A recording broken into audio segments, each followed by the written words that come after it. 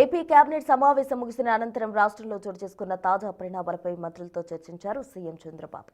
రాజమండ్రి, శ్రీకాకుళం వంటి ప్రాంతాల్లో జరిగిన ఘటనలు ప్రభుత్వం అత్యంత తీవ్రంగా పరిగణిస్తోందని, ఇలాంటివి మళ్లీ పునరావృతమై సహించేదే లేదని హెచ్చరించారు సీఎం. బాధ్యులపై కఠిన చర్యలు తీసుకోవాలని అధికారులను ఆదేశించారు.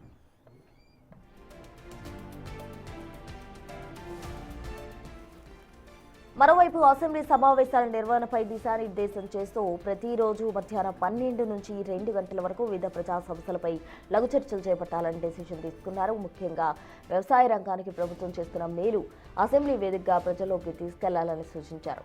చర్చల్లో మంత్రులు పూర్తి స్థాయిలో ప్రిపేర్ అయి మాట్లాడాలని, అవసరమైనప్పుడు తాను పవన్ కళ్యాణ్ జోక్యం చేసుకుంటామని స్పష్టం చేశారు సీఎం. కూటమి ప్రభుత్వం అధికారంలోకి వచ్చిన తర్వాత జరిగిన ఈ కీలక సమావేశంలో ప్రజలకు ఇచ్చిన హామీలపై ప్రభుత్వం ముందుగా దూకుడుగా పెంచింది. అయితే ముఖ్యంగా నిరుద్యోగులు, రైతులు, సామాన్యుల సంక్షేమమే లక్ష్యంగా కేబినెట్ పలు సంచలన డెసిషన్స్ కు ఆమోదముద్ర వేసింది.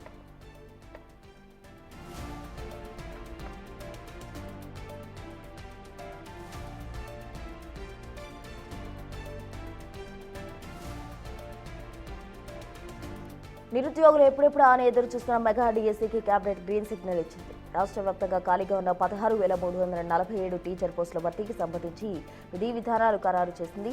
దీంతో పాటు గత ప్రభుత్వం తెచ్చిన వివాదాస్పద ల్యాండ్ టైటిలింగ్ యాక్ట్ను పూర్తిగా రద్దు చేస్తూ ప్రభుత్వం చారిత్రాత్మక నిర్ణయం తీసుకుంది. ప్రజల భూ హక్కులను పూర్తి భరోసా కల్పిస్తామని సీఎం హామీ ఇచ్చారు.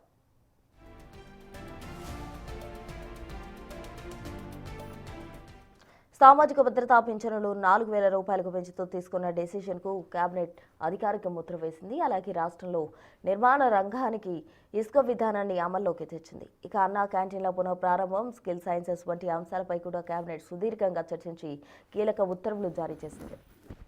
మరోవైపు కేబినెట్ భేటీ ముగిసిన తర్వాత మంత్రులకు సీఎం చంద్రబాబు స్పష్టమైన దిశానిర్దేశం చేశారు. అధికారంలోకి వచ్చింది సేవ చేయడానికి, పెత్తనం చేయడానికి కాదంటూ మంత్రులను అప్రమత్తం చేశారు. ఎక్కడ అవినీతికి తావు లేకుండా ప్రతి శాఖలో పారదర్శకత ఉండాలని ఆదేశించారు. మంత్రులందరూ జిల్లాలో పర్యటించి ప్రజల సమస్యలు నేరుగా తెలుసుకోవాలని, 100 రోజుల లక్ష్యాలు పూర్తి చేయాలని బాబు స్పష్టం చేశారు.